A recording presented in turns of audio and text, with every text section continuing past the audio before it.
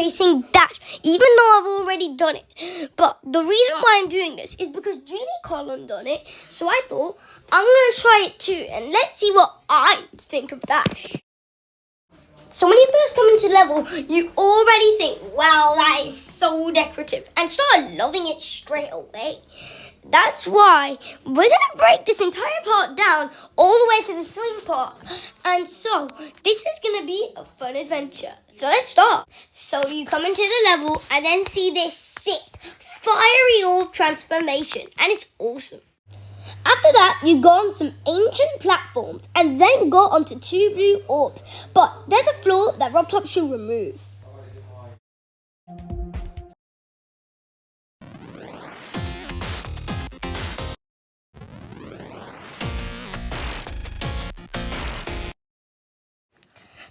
There is an invisible spike during this part, and I have no idea why.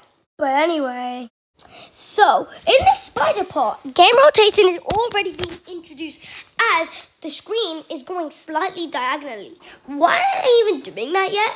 So the cube part is cool. After that spider bit, however, there is a huge flaw that I think RobTop should definitely remove. Now, why is there even a jump pad? You can just jump and you're fine. So this spider pit is cool, even though there is game rotation in place, and it still might be a bit too early to use it. The next bit is a ball dashing at 3 speeds with a cool look on the screen with the new tube. The next part is going onto these rocks, which are actually cool, and they light up, which is awesome. After that, you go inside a mini portal, which is actually a potion. And then you have to jump onto these yellow blocks so the spikes don't crush you. You can get a coin by doing the last red block. After that, you get into a red orb onto a sticky ceiling. And you have to jump. But there is 2 issues with this sticky ceiling part. The issue with this part is that there's a red orb, but there shouldn't be. And also, there's something going wrong with the upside down part, because in this upside down part, you just gotta press jump to go right side up and upside down. Anyways, after this sticky ceiling part, you use a blue orb to go down and use another potion to go big again. And then this cool lens circle effect, which launches you into the new 2.2 vehicle, Swing. And it's actually fun and Dash.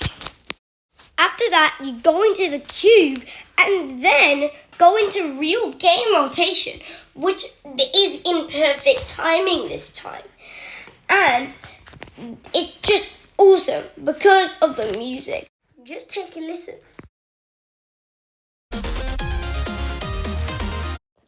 Now that's what I'm talking about. And then we go into this robot part, which is actually a little too easy for an insane level. It's a ball part, and it has another sticky ceiling light up effect, which is cool for me. And game rotation is in place again, which is actually going diagonally and isn't going straight sideways, which is cool.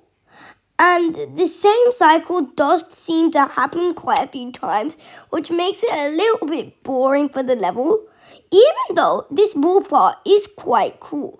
This cycle ends with a jump pad and an orb. The next swing part then occurs, but there's one issue. Look at that red fire. Now, is there anything to do with this? Yes, there is. Let's do a replay on all coins. The next part is a quick spider part, which goes up and down all the time. Same cycle going up again, like the ball part. Again, that adds a bit of boring time. When you go back into the cube, you get this cool, sick blur and zoom out effect. And it looks awesome. And then you go all the way to do some dashing. After that, you get to use the new spider pads, and we'll explain about those in a future video. You then enter the sick tower, and of course, game rotation is in place. And you also have to get in sync with the music to picking up these numbers. And it's really, really fun. And you go all the way to the drop and you go into this blue orb. And it's cool. After the 1, you go into this blue orb and it's really, really fun. And then this fire beat drop. Just take a listen. Geometry Dash.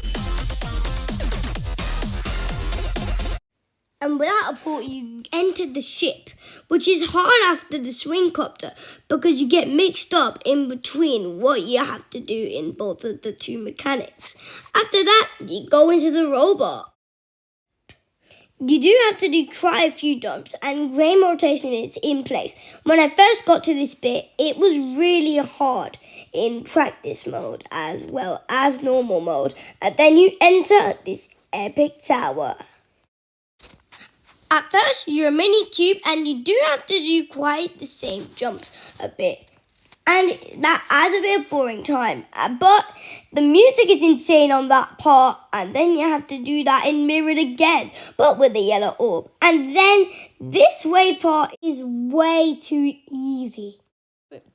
And finally, this part goes with a few orbs and then go all the way to 100%. And that completes the level dash.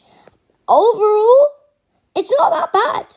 I'll give this level an 8 out of 10.